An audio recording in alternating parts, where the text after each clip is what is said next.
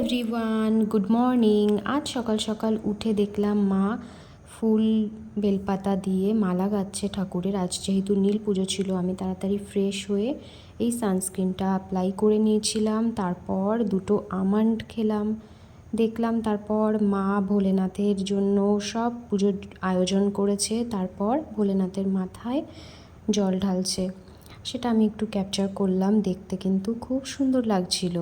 তারপর মা এক এক করে ভোলেনাথকে ভালোভাবে সাজিয়ে দিচ্ছিল ফুল বেলপাতা, আর এটা দিয়ে দেখতে কিন্তু ভারী ভালো লাগছিল আমার।